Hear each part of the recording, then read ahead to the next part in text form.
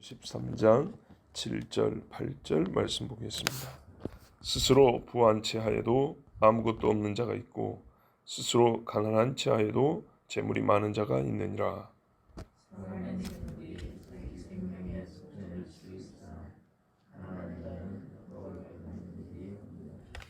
아멘. 7절 말씀 맞는 말씀이죠. 이런 경우가 많이 있습니다. 기죽지 않고 자존심 때문에 부한체하는 경우가 있습니다. 또 내 재물이 타인의 탐심의 대상이 되지 않게 하기 위해서 없는 척 하는 경우도 있고, 또 남에게 재물을 쓰고 싶지 않아서 없는 채 하는 경우도 있습니다. 아마 우리도 그런 적이 한 번쯤 있을 겁니다. 이렇게 너무나 다 알고 있는 이야기를 성경이 굳이 이렇게 써서 가르쳐주는 이유가 뭘까요? 알고 있는 것을 생각할 수 있는 기회를 주려고 하는 것이 아닌가. 그러니까는 성경이 우리가 모르고 있는 것만 알려주는 것이 아니고, 반드시 알아야 되는데 모르기 때문에 알려주는 것만이 아니고 뻔히 다 알고 있는 것도 기록해 놓은 게 상당히 많단 말입니다. 왜 그러냐? 우리가 알고 있지만 깊이 생각해 보지 않는 일들도 있고요. 안다고는 하지만은 인식하지 못하고 그냥 모르는 것처럼 그렇게 살아가는 경우도 있어요. 너무 익숙해서 없는 듯 그렇게 지나가 버리는 것도 많다고요. 집에 젓가락은 다 있는데 밥 먹을 때마다 젓가락 걱정은 안 하잖아요. 젓가락이 있다 뭐 이런 생각을 굳이 밥 먹을 때마다 하지는 않는단 말이죠. 그런데 이제 이런 것들을 당연히 있는 것이고 다 경험하는 것이지만 있다는 것, 이런 일이 있다는 것, 그리고 그 있음에 대하여 인지할 필요가 있다 이 말이죠. 이건 알아야 된다. 항상 생각해야 된다. 그럼 오늘 7절 말씀 왜 줬을까요? 다 아는 건데. 그러니까 거짓말하지 마라 그 말인가요? 부하면 부하다 그러고 가난하면 가난하다 그러고, 그럴 수도 있고, 아니면은 아닌 척하다가 부자인데 가난한 척하다가, 혹은 가난한데 부한 척하다가 결정적 실수를 해서 자기가 얻고자 하는 것보다 더 많은 것을 잃을 수도 있고, 또는 있는 그대로 말했으면 이제 같은 말이지만 있는 그대로 있다 하면 있고 없으면 없다 이렇게 했으면 훨씬 더 나은 유익이 있을 텐데, 그거를 아닌 척 해가지고 오히려 더 손해를 보는 수도 있기 때문에 우리한테 손해보지 말라고 그런 것이냐, 뭐 그럴 수도 있다고 보지만은 오늘 말씀에는 이 조금 더 영적인 해석이 좀 필요합니다. 무슨 말이냐면 부함과 가난함에 대하여, 또는 사람이 재물의 소유에 관하여 이 땅에서만 이 부함이나 재물이 존재하는 것이 아니다. 그러니까는 우리가 육을 갖고 사는 이 땅덩어리 위에서만 부함과 재물의 소유가 있는 것이 아니고, 눈에 보이지 않지만 하나님의 나라에 우리의 부함과 재물의 소유가 또 다르게 존재한다. 그러니까는 하나님의 나라에 대한 시각을 갖도록 하기 위함이라고 보는 것이 우리에게 조금 더 유익한 그런 관점입니다. 무슨 말이냐면, 아까 제가 사람에게 재물이 많기도 하고 적기도 한데 부하면 부한 대로, 없으면 없는 대로 그렇게 하는 것이 더 낫다라고 우리에게 가르쳐 준 것이냐, 만약에 그걸 거짓말로 말했다가 나중에 더 명예라든지 실질적 재산에 손해를 보는 경우가 있기 때문에 그걸 막고자 함이냐, 이 땅의 관점에서만 보면 과히 틀린 말도 아니죠. 우리가 흔히 하는 말로 깡패가 뒤져갖고 나오면 나온 대로 맞는다. 그러면 처음부터 돈이 있다고 내주는 게 더 낫죠.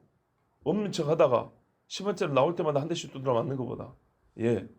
아주 이건 우리가 좀 희박한 상황 중에 하나이긴 하지만, 그래서 처음부터 있다고 말하는 게 낫냐? 그렇다. 이 땅의 관점에서만 보면 그래요. 그런데 동시간대에 우리는 이 땅에서 부하면서 동시에 보이지 않는 하나님 나라에서 부한 자가 있고요.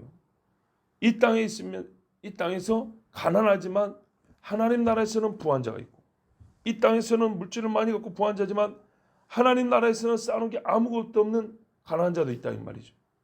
그래서 부함과 가난함, 재물의 소유에 관해서 우리가 이 땅에 대해서만 시각을 갖는 게 아니라 눈을 저 위에도 함께 두고 보게 하려고 이 말씀을 주셨다 보는 것이 우리에게 더 큰 깨달음을 주신다 그런 말입니다. 예수님도 그랬잖아요. 땅에 재물을 쌓지 말고 하늘에 쌓아두라. 거기는 좀이나 동록이 먹지 아니한다 그랬거든요. 동시에 그게 일어나기 때문에 지금 이 땅에서 너희가 어떻게 사는 게 중요하다 이 말씀이란 말이죠. 자, 이런 관점에서 읽자면은 여러분 우리가 이 성경 번역을 조금 다르게 해야 될 필요가 있습니다. 이렇게 읽기 위해서 성경을 다르게 읽어야 한다는 게 아니고요. 뭐랄까요? 번역이 지금보다는 이렇게 번역하는 것이 더 처음부터 나았다 그 말입니다. 아니, 이렇게 읽어내기 위해서 의도적으로 번역을 바꾸자는 게 아닙니다. 번역이 원래는 이렇게 번역이 될 수 있는 거를 우리 번역자는 뭐뭐 채한다 이렇게 번역을 해놓으니까 속이지 말라라고 말하는 뉘앙스가 강하게 풍깁니다. 뭐뭐 채한다는 거는 남의 눈속임이잖아요. 자, 부유하나 아무것도 가진 것이 없는 자가 있고 가난하나 큰 재물을 가진 자가 있느니라. 처음부터 이렇게 번역을 했으면 우리가 채한다는 말에 너무 이렇게 붙잡혀서 해석을 하지 않아도 된다 그 말입니다. 제가 맨 처음에 이렇게 남에게 이런 척 저렇게 척한다 이 말은 채한다라는 말에 제가 집중해서 번역을 한 겁니다. 아니 해석을 한 겁니다. 그런데 원래부터 채한다는 말이 번역으로 쓰이지 않고 부유하게 보이지만 실제로는 가난한 자가 있고 가난하게 보이지만 실제로는 부유한 자가 있다. 원문이 원래 이런 말이에요. 그러면 어떻게 되죠? 육으로도 그런 사람이 있지만 우리가 신앙이기 때문에 우리가 조금 더 영적 세계를 본다면 정말 그러하다. 많이 가진 것 같으나 하나님 앞에 아무것도 없는 사람이 있고 아무것도 없는 사람 같으나 하나님께는 실제로 가보니까 엄청나게 많이 쌓은 사람이 있더라 그 말이죠. 그렇게 보면 여기서 채한다는 것은 의도적으로 연기하는 게 아니고 또 다른 측면의 실제가 존재한다. 그런데 또 다른 측면의 실제, 즉 땅만이 아니라 하나님의 나라가 있다. 그런데 하나님의 나라를 모르거나 또는 하나님의 나라가 있다는 것을 굳이 말하지 않았지만 전제하고 오늘 우리에게 주신 말씀이다 이런 말이죠. 이제 성경에서 예를 보면 예가 참 많습니다. 바벨론의 벨사살 왕은 느부갓네살의 아들이라고 되어 있는데 모든 것을 다 가진 것 같았어요.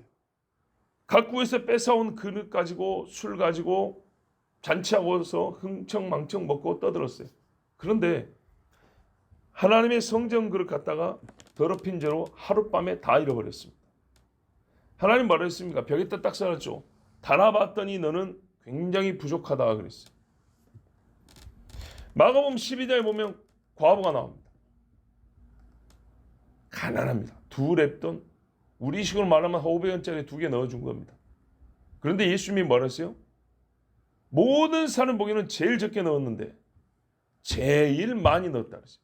그게 이 땅의 계산법으로는 절대 그렇게 말할 수가 없습니다. 저가 동전 2개 떨어뜨리는 순간 하나님 앞에서는 엄청난 재물이 쌓이는 것과 같다. 그런 말씀이죠. 거지 나사로를 방치한 부자의 빈곤함과 거지 나사로의 부유함이 밝혀지는 데는 많은 시간이 걸리지 않았습니다. 그들의 생명을 하나님이 어느 날 갑자기 순차적으로 데리고 가니까 금세 밝혔습니다. 누가 부한 자인지. 서문학 교회에 이렇게 말씀했습니다. 이 사람들은 핍박과 고난이 극심한 교회고 앞으로도 그 핍박과 고난이 있을 것을 주님 말씀하시고 인내하라 그랬습니다. 그러면서 뭐라 그러냐? 내가 너의 환난과 궁핍을 알거니와 실상은 내가 부요한 자니라. 보세요. 너에게 환난과 궁핍이 있다는 것을 안다 그랬어요. 핍박을 당하고 고난을 당하다 보니까 재물을 다 빼앗겨 버렸어요. 공급이 안 되니까 겨우겨우 먹고 살고 있어요. 그래서 주님이 분명히 말했어요. 이건 모순이 아닙니다. 육으로는 네가 궁핍한 것을 내가 안다 그랬어요. 그런데 뭐라 그래요? 실상은 네가 부요한 자니라. 실상. 이 실상이 어디 있다는 얘기죠? 하나님 나라 이야기를 하는 겁니다. 바로 이 요한계시록 서머나교회를 향한 말씀, 바로 이 말씀이 오늘 7절 말씀의 깊은 뜻이다 그런 말. 보기에는 네가 가난하게 보이지만 실상은, 그래서 여기서 체한다는 것이 아니라 사람들이 보는 꼭 뭐뭐처럼 보이나 가난한 것처럼 보이나 실제로는 너는 부유한 자다. 어떤 시각으로 봐야 그게 말이 되는 소리입니까? 했더니 너희 눈에는 안 보이나 저 불말과 불병거가 돌고 있는 거 봐라. 눈에는 아람 군대밖에 안 보이죠. 우리 편은 아무도 없는 것 같죠. 마찬가지입니다. 우리 눈에는 아무것도 없는 것 같지만 하나님께서는 너의 행위 고난 중에도 믿음을 저버리지 않는 거 보고 하늘에 너의 보화가 쌓였느니라. 이 말씀입니다. 그리고 7절 말씀에 가장 가운데 계신 분, 바로 이 말씀이 손가락으로 딱 가리켜주는 분이 있습니다. 예수님입니다. 고린도후서 8장 9절에 보면 우리 주 예수 그리스도의 은혜를 너희가 알거니와 부요하신 이로써 너희를 위하여 가난하게 되심은. 보세요. 이건 굳이 우리 번역을 쓰다도 예수님이 가난한 체인 거잖아요. 사람들마다 예수님 가난하다고 했어요. 근데 여기서 예수님이 어떻게 해요? 위선으로 가난한 척한 게 아니라 실제로 이 땅에서 가난하게 사셨어요. 가난한 자로 사신 것은 그의 가난함으로 말미암아 너희를 부요하게 하려 하십니다. 예수님 출생시부터 마국간에서 가장 가난한 자로 태어나 머리둘 곳 없이 사셨습니다. 그렇지만 실상은 왜 그렇게 사셨냐? 있으면서 왜 없는 자처럼 사셨냐? 이 땅에서 잠시 실제로 없게 사셨어요. 근데 왜 처럼이라고 하냐? 그는 보이지 않는 곳에서는 다 가진 분이었기 때문이죠. 근데 왜 이 땅에서는 가난한 자로 사셨냐? 그에 있는 그가 가지고 있었던 영생과 성령과 은사와 또 치료와 영육의 양식들, 이 모든 것들 우리에게 주시려 했습니다. 실로 사람들의 눈에 가난한 자로 보였지만 가장 부유한 자는 예수님이었습니다. 이 땅에 가장 강한 자는 로마 황제였습니다. 칼과 몽치를 가지고 예수님 잡으러 왔을 때 예수님을, 그렇다 이 땅에서는 나를 다 버리고 갔지만 지금이라도 내가 12영 되는 더 되는 12군단 더 되는 천사들을 불러다가 너희를 다 죽여볼 수 있다. 그러나 그렇게 하면 이렇게 되리라. 하나님의 하신 말씀이 어떻게 이루어지겠느냐? 너희를 어떻게, 내가 살겠다고 너희를 죽여버리면 어떻게 너희 영혼을 살릴 수 있겠느냐? 8절 말씀도 사람의 재물이 자기 생명이 속될 수 있으나 가난한 자는 협박을 받을 일이 없느니라는 매우 우리의 현실을 분석한 말씀으로 읽혀지지만 본문의 뜻은 역시 그러하지 않습니다. 본문이 이게 무슨 말이냐면 우리가 살면서 경험하는 것을 반영을 해서 번역을 했다고요. 가난한 사람은 누가 돈 내놓으라 소리 잘 안 할 거 아닙니까? 그렇죠? 부자 집에 도둑도 많이 들죠. 이런 현실을 그냥 갖다가 성경 해석할 때 그거를 넣어가지고 번역을 했는데, 여러분 꼭 우리가 살다 보면 그렇지 하지만은 꼭 그런 것도 아닙니다. 무슨 말이냐? 노숙자들 사이에서 도둑질이 더 많고 두드러 패고 뺏어가는 일이 더 많고, 그래서 길거리에서 맞아 죽은 사람, 뺏겨가지고 우는 사람, 자기들끼리 싸우는 사람 상당히 많습니다. 서울역 한번 가보세요. 제가 예전에 청년들하고 서울역 그 구제 활동을 좀 했었는데 가난한 사람들 대단합니다. 그게 위험해서 잘 못 가잖아요. 그죠? 그러니까 가난하다고 협박을 받을 일이 없냐? 꼭 그런 것도 아니에요. 자, 역시 오늘 말씀은 8절 말씀은 1차적으로 이 땅의 시각으로 관점에서 보면 대개는 맞는 말이긴 합니다. 보십시오. 사람이 그러면 번역을 어떻게 해야 원래 말이 맞냐? 앞부분은 맞습니다. 사람의 생명은 그의 재물로 속전을 삼아 살 수가 있지만 가난한 자는 협박을 받을 일이 없는 이가 아니라 책망을 귀담아 듣지 아니한다입니다. 뭐 참 어색하게 들리죠. 근데 이게 그래서 육의 관점만이 아니라 영적인 차원에서의 시각으로 보면 이 번역이 맞는 겁니다. 보십시오. 다시요. 사람의 생명의 대속물은 그의 재물이지만 가난한 자는 책망을 귀담아 듣지 아니한다. 그러니까 우리 번역대로 하면 어떻게 되냐면 가난한 사람은 돈이 없어 생명의 속전을 얻지 못하지만 협박을 받을 일이 없어 안전하다는 긍정의 뉘앙스를 가지게 되잖아요. 그렇게 되면 뭐가 더 중요하냐?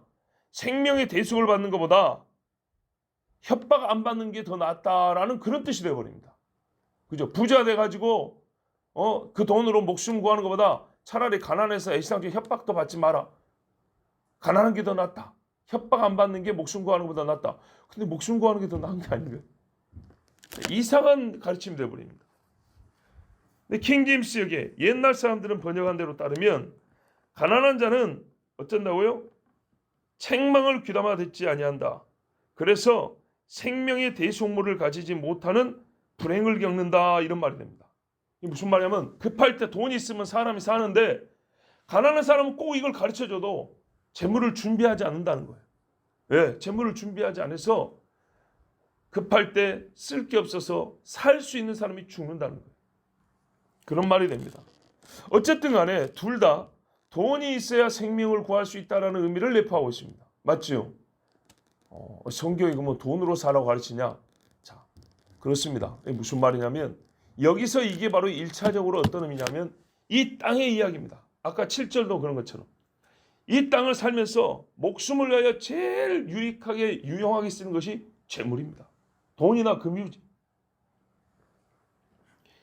탈북자들이 어떻게 탈북합니까? 운동신경이 좋아서 남을 잘 이렇게 피해서 남의 눈을 피해서 오는 경우가 있는 게 아니라 대개는 돈을 써서 옵니다. 감시병들이 다 맹인들이 아니거든요. 돈을 살짝 주고 좀 모른 척 해달라. 아니면 잠깐만 좀 갔다 오게 해달라. 이런 식으로 온 사람이 있고 그 다음에 가족들을 끌어낸 참 저는 지금도 이해가 잘 안 됩니다. 브로커를 통해서 가족들을 그 시골에서부터 국경을 넘어 끌어내는데 그 사람들이 어떻게 가서 경찰, 우리 말하면 경찰도 있지, 군인도 있지, 정보 요원들도 있지, 다른 주변 사람들이 있는데 어떻게 그게 가능하겠지만 구체적인 건 모르지만 결국에는 돈 있으면 된다는 겁니다. 기가 막히죠. 유대인 수용소에 들어갈 때 사람들이 급하게 나가면서 그래도 빼놓지 않은 게 뭐냐면 현금이나 폐물이나 금부치 이런 거 다 숨기고 어디 싸가지고 간 사람들 많단 말이에요. 그러자 가진 거 다 내놔. 옷 다 벗어. 가방이고 신발이고 옷이고 다 내놔. 이렇게 쌓아놓고 수용소에 갇혔는데도 불구하고 어디다 몰래 꼽쳐 놓은 사람도 있었어요. 그래가지고 급할 때 그걸 갖다가 독일 군인한테 주면서 음식물 찌꺼기라도 더 얻어서 먹고 생명을 연명한 사람도 있어요. 그리고 옛날 6.25 때도 말이죠. 뭡니까? 피난길에 다 그런 거 이제 가지고 도망가지 않겠습니까? 그러다 보니까 사람이 인정으로 남을 도와준 데는 한계가 있어요. 왜냐면 나도 없으니까. 네.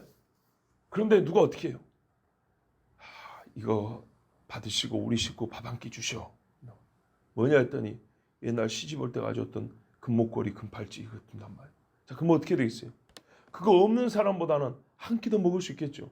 자, 이렇게 가지고 산 경우도 있고 또 이런 것들이 있다는 것을 알려져 가지고 근데 그걸 쉽게 못 내놔요. 왜? 여차하면 사람들이 목에 칼도 다 내놔 그런단 말이죠. 그러니까는 조심하지만 하여튼 간에 금이나 폐물 같은 이 재물 때문에 목숨을 연명하게 되는 게 있어요. 감옥에 갇힌 사람도 어떻게 합니까? 돈 쓰면 나오는 경우도 있습니다. 자, 그래서 1차적으로는 맞는 말씀입니다. 그래서 가난한 사람이 어떻게 해요? 미리 준비하는 것이 지혜롭다. 이렇게 가르쳐주면 아 그렇구나 하고 이거를 잘 듣고 부지런히 일해서 돈도 좀 모아놓고 급할 때 쓰기 위해서 평소에 배가 고프라도 좀 참고 그런 게 있어야 되는데 이 가난한 사람들 중에는 이런 거 생각하지 못하고 지금도 배가 굶고 급할 때는 쓸 게 없어가지고 위험에 그대로 노출돼서 살 사람이 죽는 경우도 있고 자 이런 경우가 있다. 그러니 지혜롭게 미리 준비하는 게 좋다라는 것도 1차적으로는 틀린 말은 아닙니다. 왜요? 이 땅에 사는 사람들은 대부분이 땅의 관점으로 보기 때문에 하나님을 알지 못하기 때문에 이 사람 손에 있는 것을 보고 대우를 해주기 때문입니다. 그래서 하나님이 우리가 이 땅에 사는 동안에는 조금이라도 더 하나님 주신 생명을 보존하고 주신 육체도 안전하게 강건하게 살기를 원하시기 때문에 필요한 물질도 주시는 겁니다.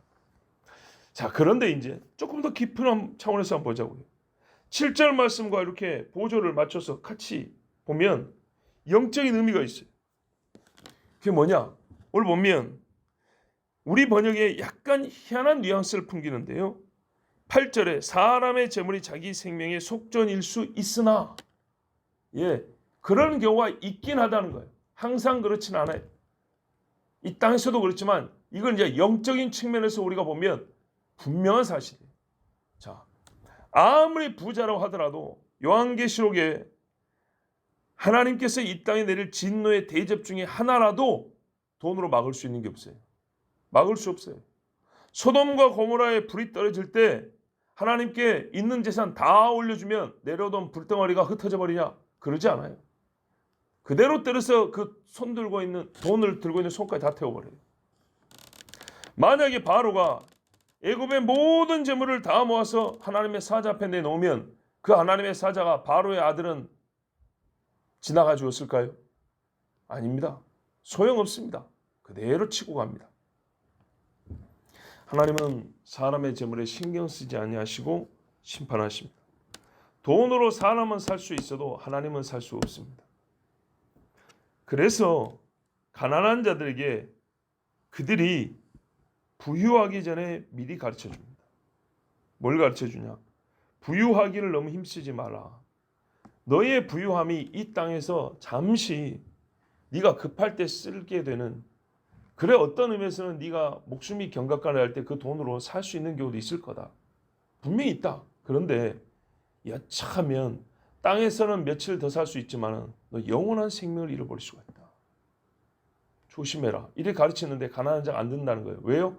가난한 자는요 부하기를 힘쓰기 때문에.